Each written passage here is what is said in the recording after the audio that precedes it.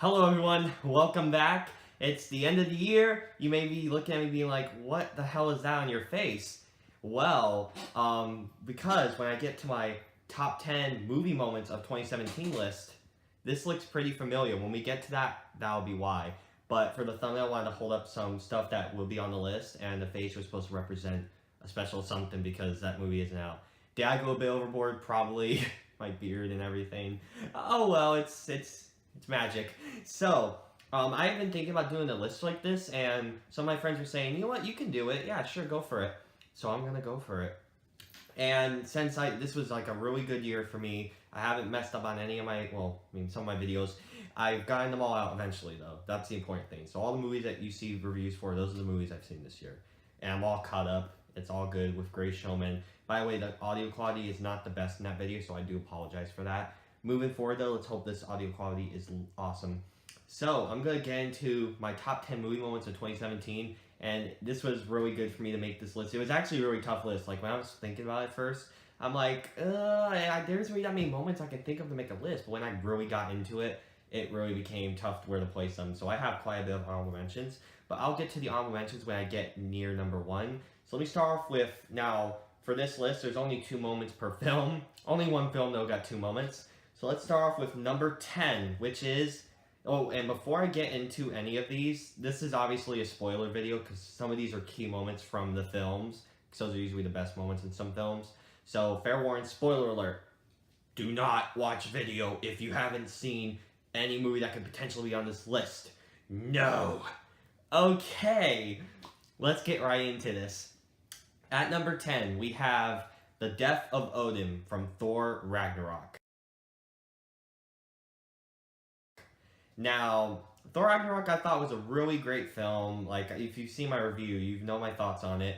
But I liked the first half a bit more than, like, don't get me wrong, Sakaar and all that stuff was great. But the first, like, I'd say from the opening of the movie till the death of Odin and then on after, that first part was pretty great. And the death of Odin was such a, it was such a beautiful and sad and sweet moment because once Loki and Thor get there after meeting Doctor Strange, it plays this calm, sweet music.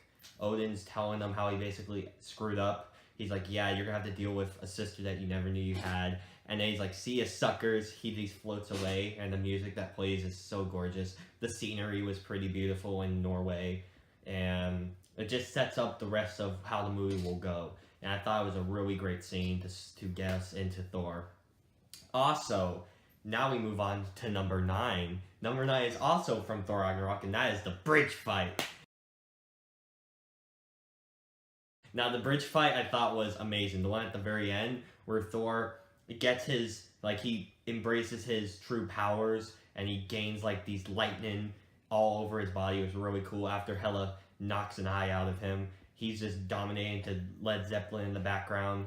And you see all the characters dominating. He's taking on a bunch of people left and right. You have the Hulk fighting that wolf thing. Valkyrie's slicing some people. Loki's fighting with his goofy looking horn helmet. Sailor loved that, by the way. And it was pretty cool. He was using his helmet for the fight.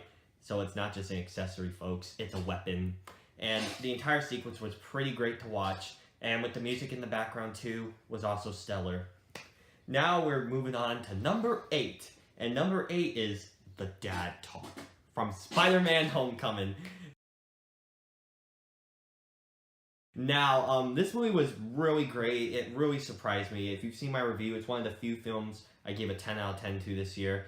And one of those reasons why is because this is one of the best Marvel villains that we've gotten ever in the MCU.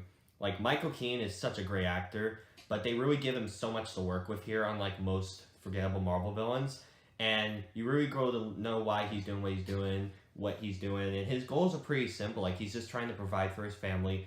And when you eventually find out that he's the dad of the girl that Peter is going to this homecoming date with, and it gets really intense because this is the guy that Peter's been after the entire movie, and they're in this car, and you see him slowly piece together the scene on how he's Spider-Man. And then when the dog gets out of the car, and then he does that menacing talk, threatening Spider-Man. He's like, if you ever interfere with my business again. And he just threatens to kill everyone he loves and all. That was really intense. The music really helps. Michael Giacchino's music was great, and it really sets up what the final battle will be. Great scene. Okay, moving on. This is where I'm getting to why my face is all white. Okay, Georgie meets Pennywise from It. That is number 7.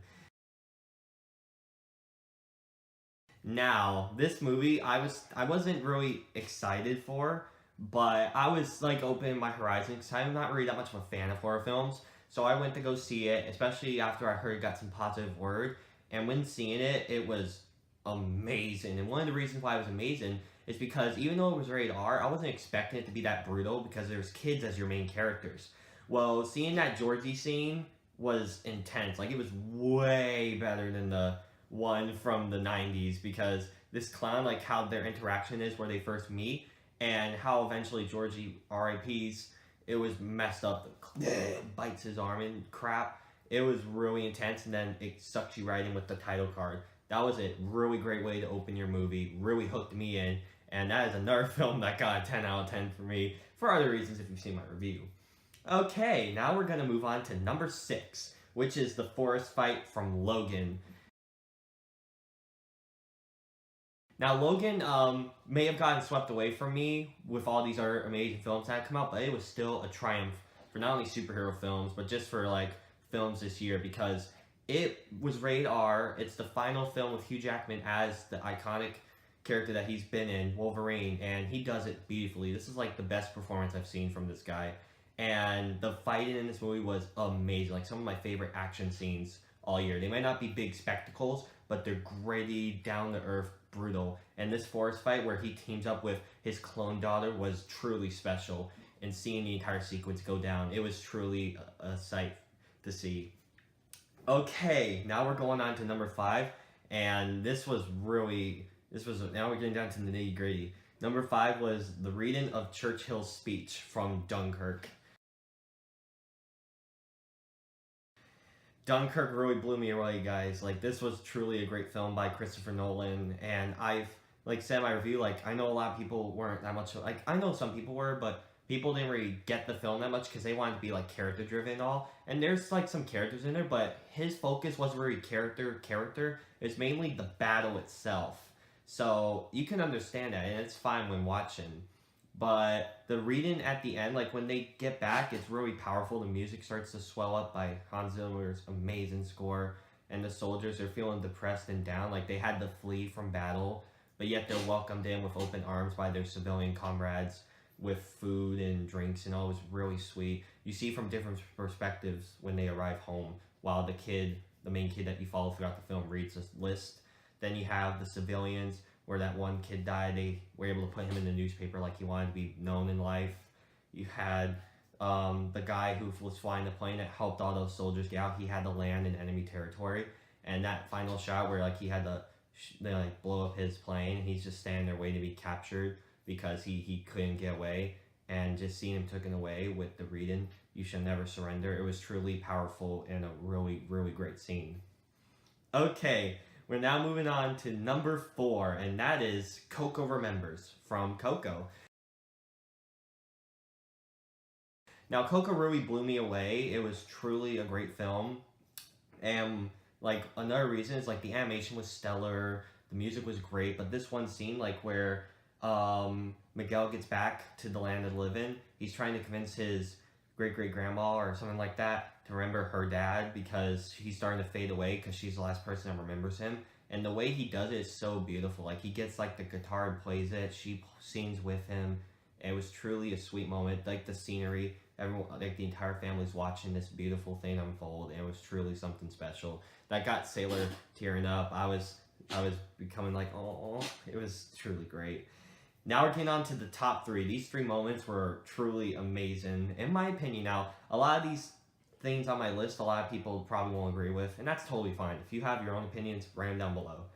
With all that said, number 3, Luke's sacrifice from Star Wars Episode 8, The Last Jedi. Now, this is a recent one that came out. That's why I said the spoilers ahead, because maybe you haven't had enough time to watch it yet. So, when seeing the film unfold, Rian Johnson took so many risks and chances with this film. For the most part, they succeed, and the one that really succeeds was how they did Luke in the film. Like throughout, like he's a broken down man who's made some mistakes, and when he comes back at the end, like you think he's actually there. It's just him making him not physically, but just his force ghost on the entire side of the galaxy where he's still on the island. He makes him go to crate with all the other people, distracts Kylo, brings physical objects like a lightsaber and those dice, and he's able to keep it like that for that long and make it realistic for Kylo while the rebels are able to escape with Rey and on the Millennium Falcon. That was truly a special sacrifice. And then that shot where it mirrors his shot where he stares at the two suns from A New Hope, he does it again before he floats away like Yoda did. It was truly beautiful, the music was great, and it was a really great sacrifice to an iconic character, and I thought it was done incredibly well. Now we get to number 2. Ever since I saw this film, it was truly amazing, and this scene right here was one of my favorite scenes I've seen in quite a while, and it is Baby Groot dancing to Mr. Blue Sky from Guardians of the Galaxy number 2. And this film was really awesome. It's like my favorite superhero film this year. A lot of people may not agree with me on that. That's totally fine. I know some people like Thor more, they like Logan more, Wonder Woman. I know some people that rank this underneath Justice League, which if you do that, how can you do that to yourself? Justice League was garbage. But aside from that, although Superman, I will say that Superman coming back when he was fighting the Justice League, that was pretty groovy. But that's just a mini honorable mention because, anyways, when I was a little curious about like the film, how it would be, because it started off a little hunky for me, but once it got to that Baby Groot dancing, I'm like, everything's, rest assured, it'll be the same goofy fun with the same lovable characters done in a good way.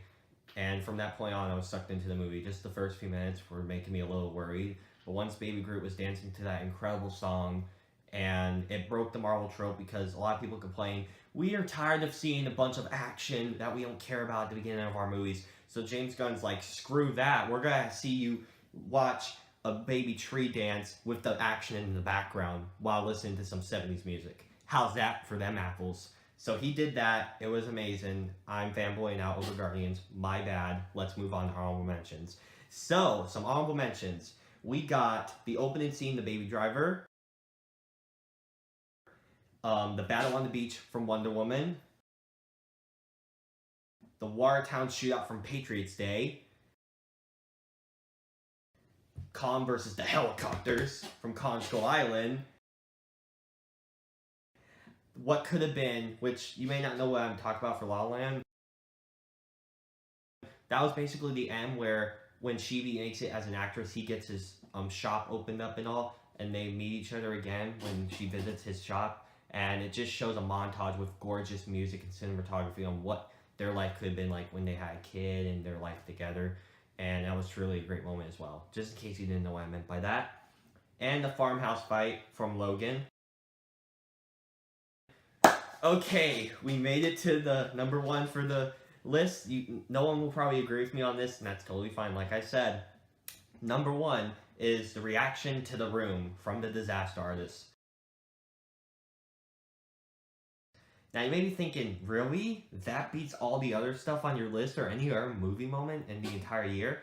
And why I say yes to that is because this film was everything I wanted it to be. It really showed behind the scenes on how this movie, this bad movie was made, but it does it in a great way where it's not making fun of the people that worked on it. It's showing like sympathy for them. Like they had passion, they wanted to make it, and when they finally got made, like Tommy Wiseau, he's there, like they're all watching it. Naturally, the film's horrible, so everyone that was in it and everyone watching is laughing at how bad and stupid it is and all. And his reaction is heartbreaking. Like he's sad, he's crying, because I mean, some of the parts that were supposed to be serious that didn't come off as serious, it's just how they reacted. I felt bad for the guy, I really did. And when he runs out of the place and his buddy Greg is talking him into it, he's like, hey, you did it. Who cares what they think? You made your movie. You did it. And he was like, good job.